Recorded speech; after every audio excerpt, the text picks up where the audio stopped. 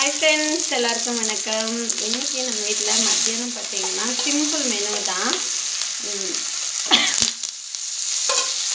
மாங்காய் சாதமும் அத்தி மீன் வறுவலும், அப்படியே ஒரு வெண்டைக்காய் வேர்க்கடலை போட்டு ஒரு பொரியலும் பண்ண போகிறோம். அதுதான் ஆயிட்டுருக்கு.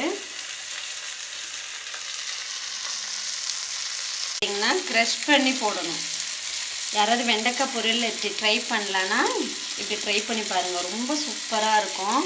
அது லாஸ்ட்டாக ஆஃப் பண்ணிவிட்டு நம்ம பண்ணால் போதும்.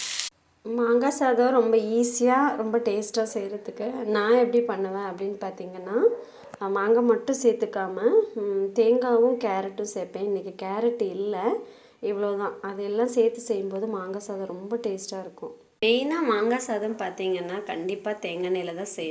Ready, enjoy.